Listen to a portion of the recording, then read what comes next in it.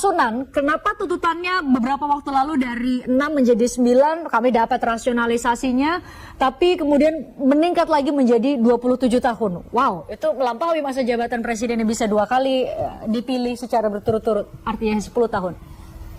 Ya, kita ini kan mengapresiasi terus mengakomodir semua kepentingan. Kepentingan siapa? Kepentingan kepala desa seluruh Indonesia, bukan kepentingan wilayah. Gitu loh. Ada 33 provinsi yang merekomendasikan jikalau memang pemerintah dan DPR ini serius untuk merevisi undang-undang desa, maka ya 3 periode 9 tahun. Karena kalau 2 periode dan itu tidak berlaku surut, dirugikan yang 2 periode. Tidak berlaku surut, dirugikan 3 periode. Dirugikan yang 2 periode. Jadi masa jabatan kepala desa ini kan macam-macam. Ada yang baru 1 periode, ada yang sudah 2 periode, ada yang sudah 3 periode, ya kan? Nah, ketika misalnya diberlakukan 2 periode 9 tahun dan tidak berlaku surut undang-undangnya, retroaktif itu misalnya, ya kan? Nah, ini kan masalah bagi tidak dapat tambahan 3 tahun. Agak berbeda logikanya dengan kita ingat kenapa ada pemilihan kepala daerah serentak. Pilkada serentak itu kan untuk menambal perbedaan masa jabatan dari satu kepala daerah dan kepala daerah yang lain adalah dengan melakukan atau mengisi jabatan itu dengan penjabat kepala daerah, bukan dengan memperpanjang sampai 27 tahun. Itu logika yang mungkin saya harus tanyakan kembali kepada Anda Pak Sunan dan juga pada para narasumber lain, tapi kami harus jeda kami akan kembali untuk Anda. Ya, yang namanya keinginan, yang namanya aspirasi itu silahkan disampaikan kepada DPR, tetapi yang jelas undang-undangnya sangat jelas, membatasi 6 tahun dan selama 3 periode. Tapi dari 9 tahun kemudian meningkat menjadi 27 tahun, kan kita juga kaget. Menjadi lama sekali gitu ya. Tadi salah satunya adalah apa Pak Sunan? Untuk? Ya, karena undang-undang ini pada umumnya kan tidak berlaku surut. Jadi ini misalnya 2 periode 9 tahun, ya kan? Nah, otomatis kepala desa yang menjabat 2 periode, dia tidak bisa mencalonkan lagi 1. Ketika tidak berlaku surut, dia tidak dapat tambahan 3 tahun kan? 2. Nah, untuk mengakomodir kepentingan seluruh kades di Indonesia ini, 33 provinsi itu merekomendasikan yang paling ideal adalah 3 periode 9 tahun. 3 periode, jadi 3 kali 9, 27 tahun. Tadi saya coba sebelum jeda Mas Ubedillah, ini kalau pakai perbandingan atau analoginya adalah pilkada serentak, untuk membuat itu serentak kan dibuat ada penjabat kepala daerah sementara untuk menyamakan masa jabatan dari masing-masing, tidak dengan membuat bahwa jadi 3 kali 5 tahun jadi 15 tahun boleh kepala daerah. Atau Anda punya logika lain yang mungkin sama atau berbeda dengan Pak Sunan? Sebenarnya saya kira yang jauh lebih substantif itu adalah apa sih yang dibutuhkan oleh masyarakat di desa. Yang dibutuhkan masyarakat di desa itu bukan perpanjang masa jabatan kepala desa. Apa yang mereka butuhkan? Faktanya, angka kemiskinan kita naik 14,3 lebih. Artinya apa? Ini angka kemiskinan di desa ya. Artinya sebetulnya tingkat kemiskinan di masyarakat itu sedang luar biasa. Relevansinya dengan masa jabatan? Masyarakat membutuhkan kesejahteraan. Masyarakat butuh pekerjaan. Rakyat di desa butuh pupuk yang murah, terjangkau. Rakyat di desa butuh harga beras yang stabil, bahkan bisa daya jual yang tinggi. Bukan masa jabatan. Jadi jauh lebih substantif adalah bagaimana kepala desa mampu mengelola desa untuk memenuhi kebutuhan masyarakatnya. Yang kedua, kita juga tahu bahwa performa pemerintah desa itu memang, saya mau katakan, memang banyak yang buruknya. Tolak ukurnya korupsi, data korupsi mereka cukup tinggi. 686 kepala desa tersangkut kasus korupsi. Jangan dihitung persentasinya. Ini dihitung dari angka berapa besar mereka korupsinya. Jadi itu luar biasa untuk desa ya. Kalau untuk tingkat nasional mungkin dianggap kecil. Tapi ini di desa, di saat rakyat lagi susah, mereka korupsi. Jadi bagaimana mungkin bisa dipenuhi sementara faktanya masyarakat makin miskin, kemudian korupsi terjadi. Itu karena ada laporan dari masyarakat desa. Kalau KPK-nya lebih proaktif memeriksa seluruh kepala desa, saya khawatir penjara penuh. Ya, Nah, saya kira itu catatan kritis itu saya. catatannya. Oke, Mas Arya Bima, Anda bisa menerima logika tadi yang disampaikan oleh Pak Sunan bahwa harus 3 kali 9 tahun dengan dasar tadi. Mas Ubedillah juga bilang bahwa ada faktor lain juga yang sebenarnya harus dilihat ketimbang memperpanjang atau memperpendek masa jabatan kepala desa. Atau seperti apa menurut Anda?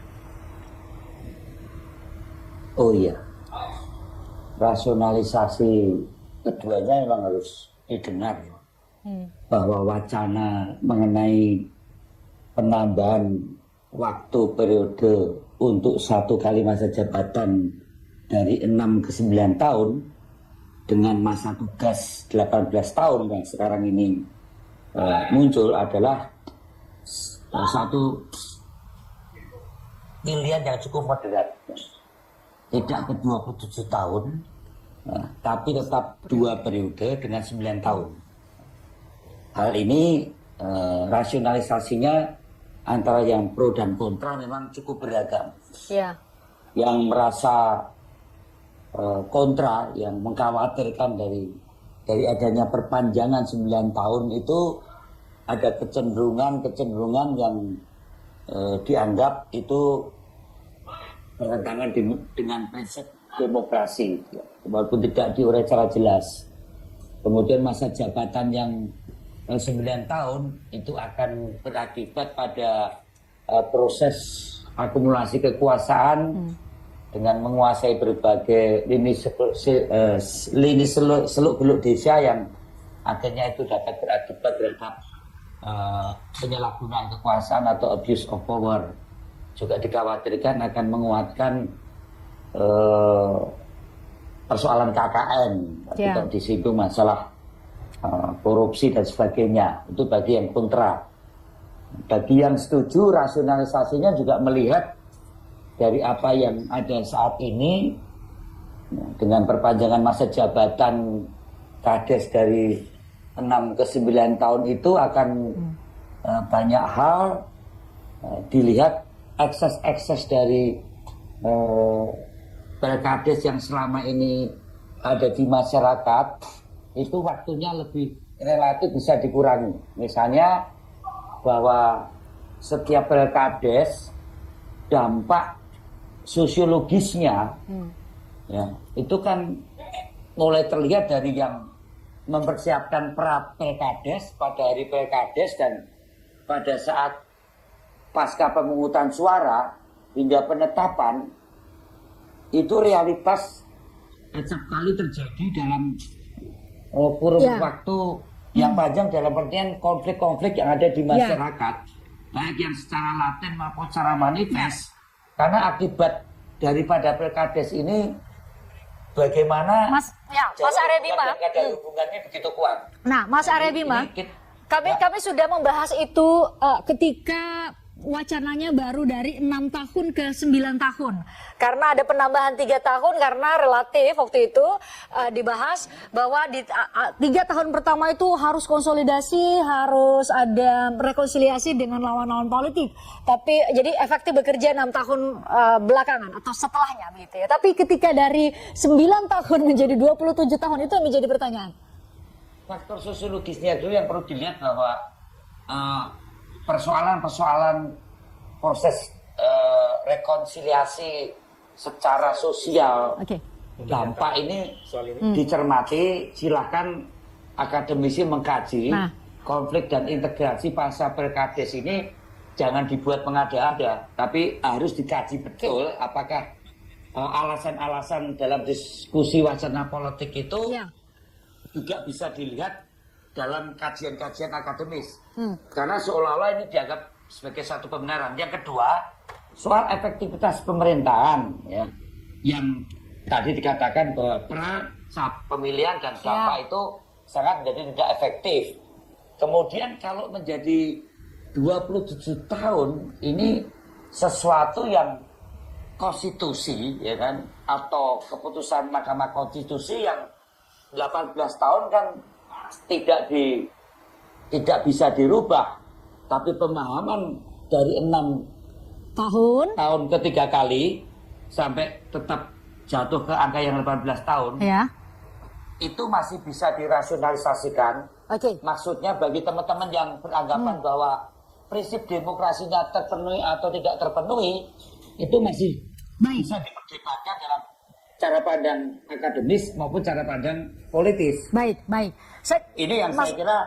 Mas Ubedillah mau memberikan tanggapan? Itu tidak masuk di dalam. Saya kira kita perlu melihat fakta-fakta empiris.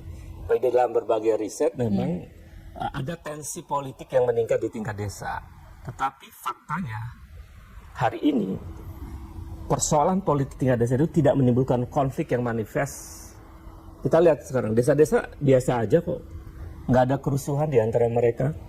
Jadi maksud saya kita hampir jarang melihat pasca pilkades itu kemudian menimbulkan kerusuhan di tingkat desa. Itu ada tensi politik yang secara psikologis saja muncul, yang kemudian ditafsirkan secara berlebihan oleh mereka yang menginginkan perpanjangan periode karena faktor gagal menyelesaikan persoalan pasca pilkades. Kemudian yang kedua, persoalan dari 6 tahun menjadi 9 tahun juga itu sebenarnya sudah masalah secara kualitas politik dan regenerasi politik. Jadi misalnya terlalu panjang masa jabatannya menurut Anda? Jadi bayangkan kalau orang jadi kepala desa usia 40 tahun saja, itu dia sampai pensiun masih menjadi kepala desa karena misalnya 2 periode. Apalagi kalau 3 periode itu bisa sampai meninggal. Apalagi kepala desa usia 50 tahun. Artinya apa? Kita sebetulnya sedang membutuhkan generasi baru tuh tampil menjadi kepala desa. Jadi bayangkan kalau anak-anak generasi milenial atau generasi Z ingin menjadi kepala desa, dia harus nunggu 27 tahun lagi atau 18 tahun lagi. Apa yang akan terjadi? Desa akan tetap seperti ini. Sulit untuk menjadi maju. Padahal pikiran anak-anak muda itu jauh lebih banyak untuk berpikir maju tentang desa. Jadi memotong kesempatan generasi Z dan generasi milenial untuk tampil memimpin desa dengan panjangnya periode ini. Kalau memang harus diakumulasi menjadi 27 tahun. Saya ke Bu Ratna sebelum nanti memberikan kesempatan ke Pak Sunan, Mas Ube dan juga Mas Aradima. Bu Ratna, apakah tadi dinamika ya yang coba digambarkan oleh Mas Ubedillah ini itu juga ditangkap oleh Direktorat Jenderal Bina Pemerintahan Desa sehingga kemudian butuh langkah mitigasi atau titik tengah yang hari ini disuarakan oleh Abdesi, oleh PPDI untuk kemudian dilegal formalkan melalui revisi Undang-Undang Desa. Baik, terima kasih Mbak Friska.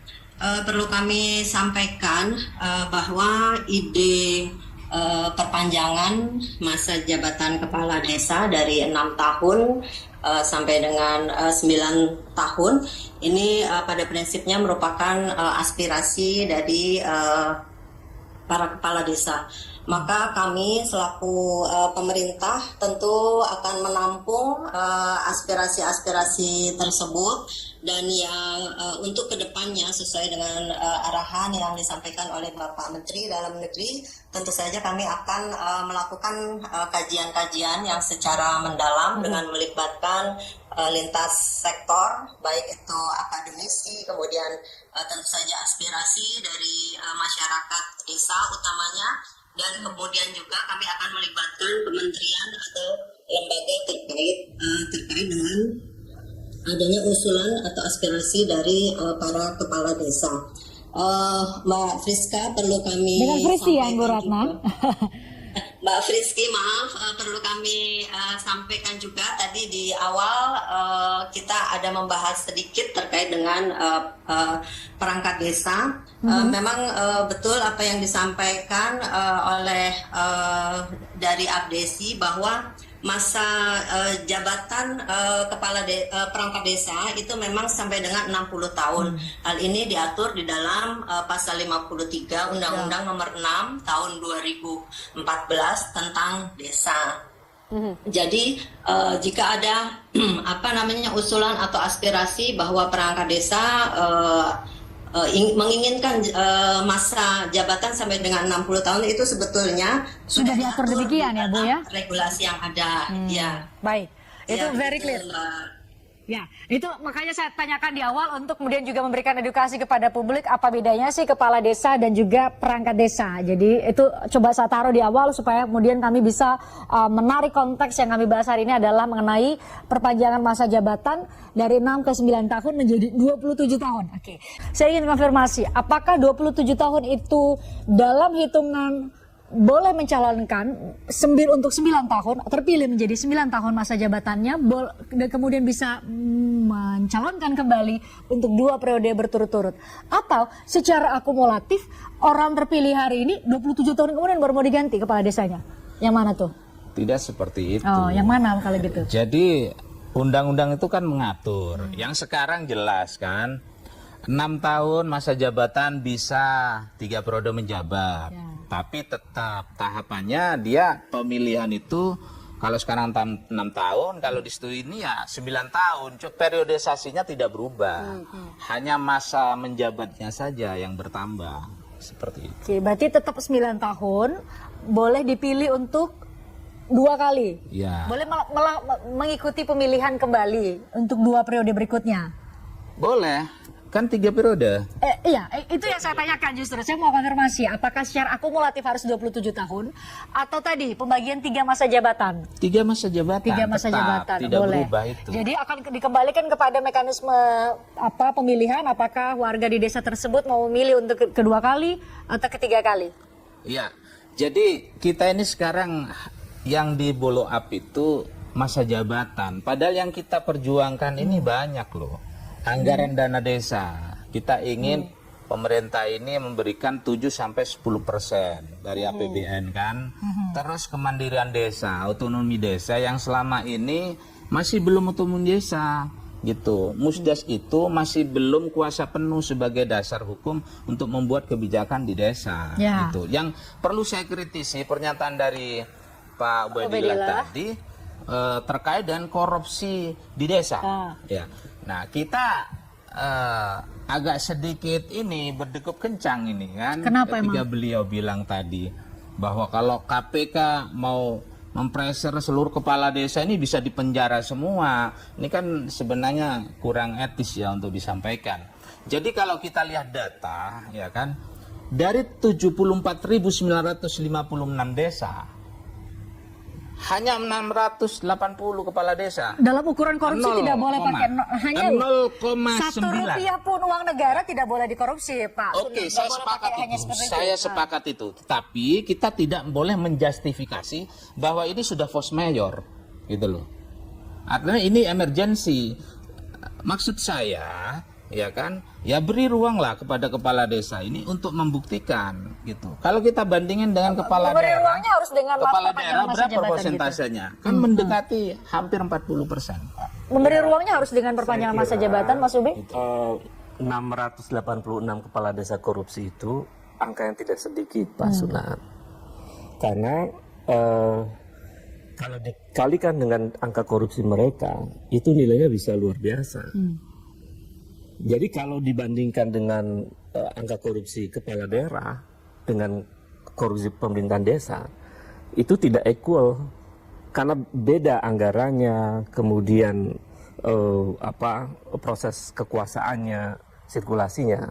Kemudian yang kedua saya mengkritisi juga kalau kemudian 9 tahun lalu ada pemilu lagi, pemilu kepala desa, itu juga akan berdampak pada pendidikan demokrasi di desa itu makin tidak bagus. Kenapa? Karena masalah desa itu budaya politiknya budaya politik parokial mayoritas, juga budaya politik kaulah. Parokial itu budaya politik yang tergantung dengan ketokohan, ya, relasi kuasa di situ. Nah kalau kemudian itu menjadi 9 tahun, masalah desa itu kalau lihat kepala desa ya lebih memilih incumbent, ada kecenderungan begitu. Apalagi kalau kepala desanya banyak memberikan perlakuan-perlakuan khusus pada masyarakat desa. Jadi misalnya. regenerasi kepemimpinan yang Anda maksud tadi tidak akan betul, terjadi. artinya memungkinkan itu menjadi 27 tahun. Jadi bayangkan kalau seseorang berkuasa 27 tahun, itu dalam demokrasi sangat berbahaya sebetulnya. Karena pemimpin yang dipilih melalui sebuah proses pemilihan dalam demokrasi, sirkulasi itu harus terjadi. Dia tidak bisa stagnan. Jadi 27 tahun itu ruang yang sangat berlebihan untuk membuat seseorang berkuasa. Risetnya menunjukkan makin lama orang berkuasa itu makin korup. Tuh.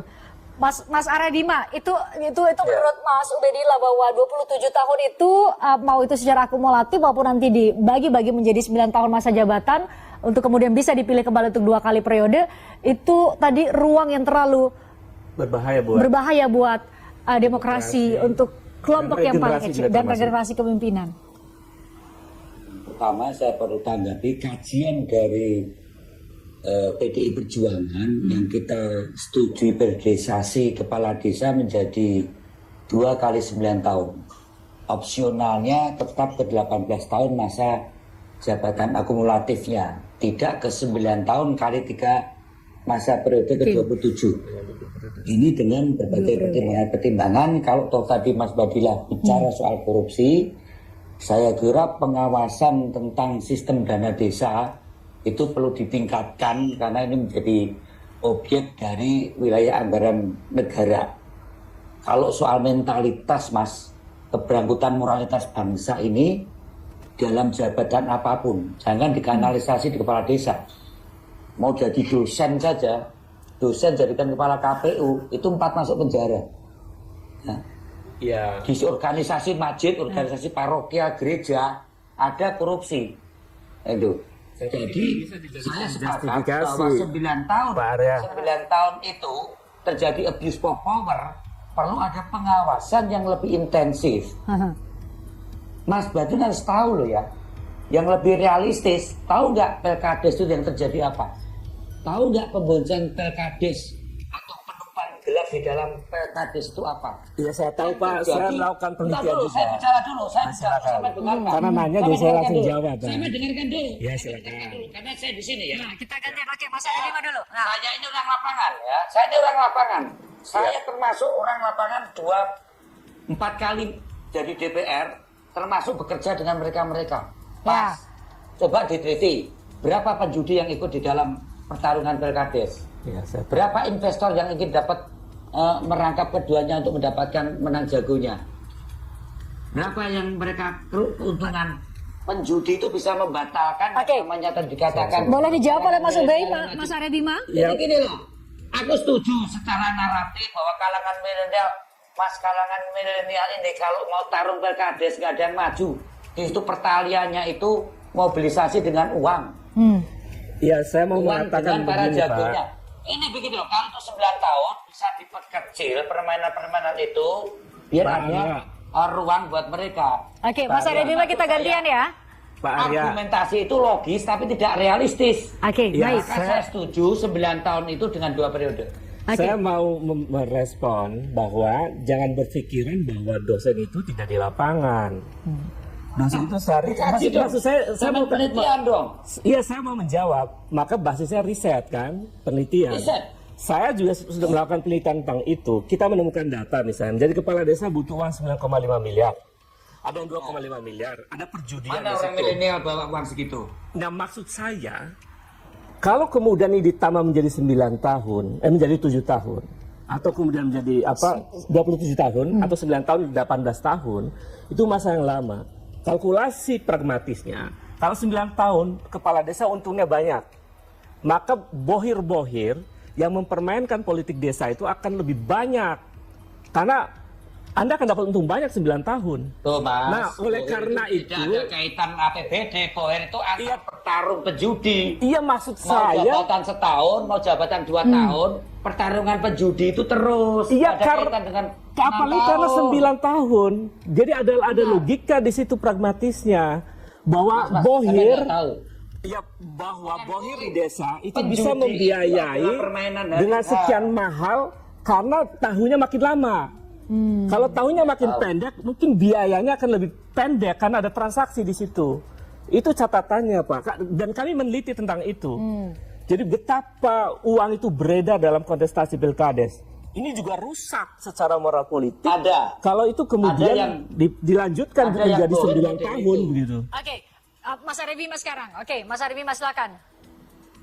Ada yang bohir model yang disampaikan Mas, itu bohir yang ngitung pendapatan seorang kepala desa selama 6 atau 9 tahun.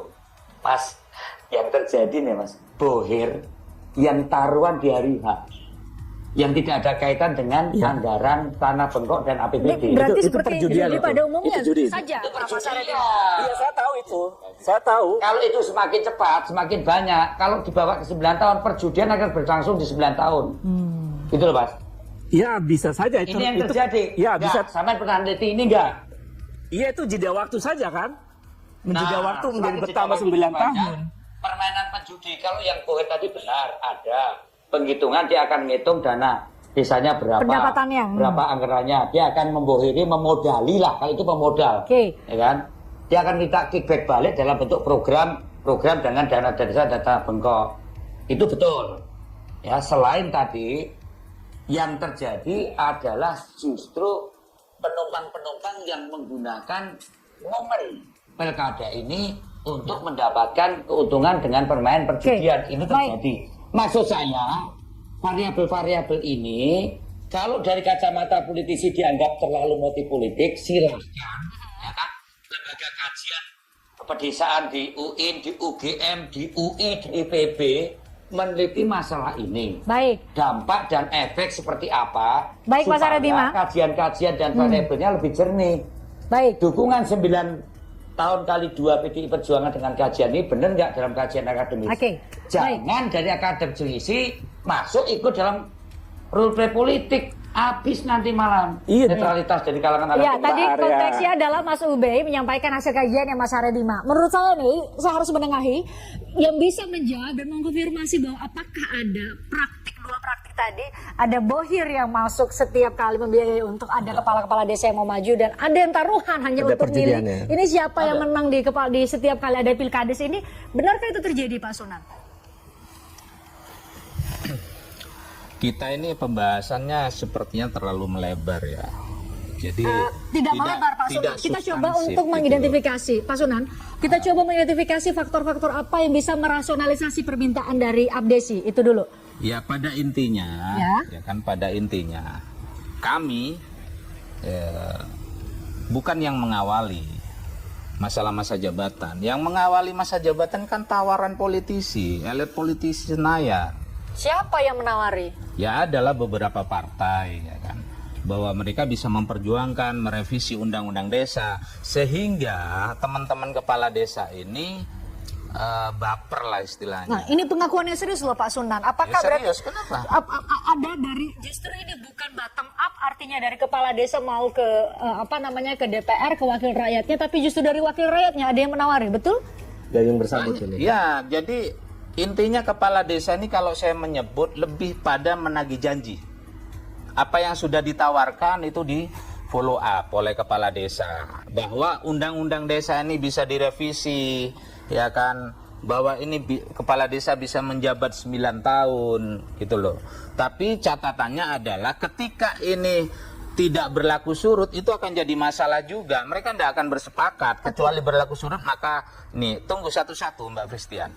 Maka ini akan menjadi kesepakatan buat kepala desa kalau berlaku surut ya. Jadi 6 tahun terus dapat tambahan 3 tahun. Jadi 18 tahun total. Ya, itu satu. Terus yang kedua, terkait dengan kajian-kajian tadi itu perlu Anda kaji ulang. Gitu. Anda itu siapa, Pak Ubey? Ya, Oke. sebagai akademisi. Dan saya juga mantan dosen. Jadi, apakah ditemukan dari sekian ribu kepala desa itu volumenya itu lebih tinggi mana, yang makin kaya dari sebelumnya atau yang makin miskin, gitu loh. Terus setelah dia tidak jabat kalau kepala pejabat desa, negara itu kan ada LHKPN. makanya kan Kepala setelah desa dia ada tidak laporan jabat kepala keuangan desa, apakah tambah kaya atau tambah miskin? Yang kita tahu sekarang banyak sekali orang yang tadinya jadi kepala desa, ya kan? Setelah tidak jadi kepala, tambah miskin dari sebelumnya. Ini membuktikan. Nah, bukannya itu membuktikan bahwa berarti waktu jadi kepala desa nyari duit dong. Setelah nggak jadi kepala desa nggak jadi miskin, itu kan logikanya. Waktu dia mendaftar, ya kan, dari saat dia belum jadi kepala desa, terus jadi kepala desa dan tidak jadi kepala desa, itu lebih miskin gitu loh. Kan banyak merantau tidak akhirnya terpilih. keluar. Tidak terpilih Iya, maksud Anda. Merantau. Kenapa? Karena kebutuhan di desa itu sangat besar. Ingat ya, saya pernah menyampaikan. Sebentar Pak Sunar, saya tidak nangkep logika Anda. Ada yang nyalon, tidak terpilih, kalah jadi miskin. Dia ini misalnya nih ya, dia udah menjabat kepala desa ya kan, tidak terpilih. Dia ini lebih miskin dari sebelumnya saat belum jadi kepala desa. Oh, sebelum terpilih menjadi kepala desa. Iya. Tapi tadi saya jadi berpikir, apakah berarti jadi kepala desa berarti nyari duit dong? Loh, bukan begitu. Ini membuktikan bahwa kos pelayanan di desa itu sangat besar. Orang sakit gigi kepala desa, sakit perut Itu keluar dari kantong pribadi? sakit di rumah sakit. Itu keluar dari kepala kantong desa. pribadi? Kantong pribadi. Artinya problemnya. Tunggu Pak, tunggu. Oke, kita bahas itu dulu. Kita Pak Mas Ubed. perlu apa ya? Komprehensif membahas ya. Jangan dipotong-potong. Oke, sebentar. Maksud saya. Kita koma dulu. Saya janji akan balik lagi ke situ. Mas Ubed kenapa? Oke, jadi problemnya itu bukan perpanjang periode, tapi problemnya ada money politik di situ. Ada birokrasi desa yang kosnya besar. Ada leadership kepala desa yang tidak mampu menangani konflik pasca pilkades misalnya. Itu yang harus diatasi dan diperdebatkan dan diusulkan oleh abdesi atau kepala desa untuk menjadi perhatian. Oke. Bukan memperpanjang periode. Nah, salah obat nih Pak Sunan kalau gitu. Oh, ini bukan persoalan benar obat atau salah obat, Bu. Itu ya sebagai analogi. Maksud saya begini. Masalah yang Anda hadapi apa? Anda minta perpanjangan masa jabatan. Mas, bukan seperti itu. Kita ini kan hanya melihat sesuatu di permukaan. Tidak tahu persis. Saya yakin seperti beliau, akademisi juga tidak tahu persis permasalahan di desa. Tadi udah dibilang, dibanding pelaku yang sesungguhnya desa. Sekarang gini logikanya. Kita kepala desa itu kan pelayanan 1 kali 24 jam.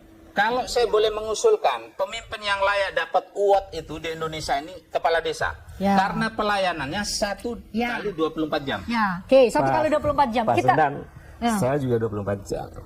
Saya ketua RT. Jadi maksud saya, persoalan itu tuh persoalan konsekuensi sebagai pemimpin. Apakah dia kepala desa, apalagi ketua RT itu urusannya macam-macam ya. Jadi itu persoalan konsekuensi logis, tanggung jawab sebagai pemimpin. Yang kita persoalkan adalah kenapa ngotot menjadi perpanjang periode. Sementara argumennya, ya oke, kalau kemudian kalau Bapak mengatakan bahwa itu janji politik dan elit politik, kenapa tidak ditolak? Loh, janjinya. kita nggak ngotot, ini kan aspirasi. Semua sebentar, mesti bicarakan. Presiden sampai hari mengatakan bahwa jabatan kepala desa 6 tahun 3 periode. Iya, boleh. Kita nggak ngotot. Iya, tapi Ya. tadi poin Kita penting. ngotot. Kita hanya menagih janji. Oke. Nah, ini janji siapa? Janji siapa? Ya, janji elit politik bahwa undang-undang ini bisa direvisi, ya kita tagih janjinya dong. Oke, Ya, bisa kita direvisi dengan perjuangkan. spesifik tadi masa Artinya jabatan. begini, yang bekerja di dalam persoalan itu mestinya bukan soal relasi kuasa janji politik, tapi rasionalisasi. Rasional enggak perpanjang periode itu. Kalau menurut kepala desa itu ini berbahaya buat citra kami sebagai kepala desa, Kan tidak perlu ditagih. Tidak perlu ditagih. Jadi ini ada simbiosis, bersambut. ya ada simbiosis mutualisme di situ. Kepala desa juga akan mendapat keuntungan kalau perpanjang periode, elit politik mendapat insentif politik juga kalau kemudian mereka berhasil memperjuangkan aspirasi kepala desa. Nah, itu kan normatif toh. Kan ya, wajar aja toh. Ya, itu artinya sangat-sangat Tidak wajar kalau itu menabrak prinsip-prinsip demokrasi, Pak Sunan. Dan sebenarnya jalur Nabraknya di mana? Di perbatasan masa jabatan. Siapapun yang belajar soal demokrasi tahu masa jabatan. Pak Sunan tahu kan pada saat kita mau rezim dari rezim otoritarian ke reformasi adalah salah satu hal yang diubah di Undang-Undang Dasar adalah soal pembatasan masa jabatan presiden yang hanya boleh dipilih 2 kali. Ya ini untuk kan 2 tetap dibatasi. Dibatasi 9 tapi tahun 3 periode. secara akumulatif 2. Anda sudah Pak Presiden sudah bilang iya, boleh dari 6 ke 9. Sekarang kenapa Anda tidak persoalkan 6 tahun 3 periode? Kan itu sama pembatasan. ya siklusnya berbeda, Pak. Kalau 6 tahun itu dia lebih cepat daripada 9 tahun. Itu secara matematis. Jadi matematis jelas. artinya ada sirkulasi kekuasaan yang mungkin lebih dekat dengan masyarakat. Yang kedua, 6 tahun itu juga waktu yang cukup lama untuk seorang kepala desa memimpin desa. Karena persoalan konflik pasca pilkades, persoalan program-program kepala desa itu sebetulnya dengan kemampuan leadershipnya harusnya mampu untuk mengatasi persoalan Justru itu tantangannya. Tantangannya di situ. Untuk buka Saya kira itu. konsolidasi. Oke.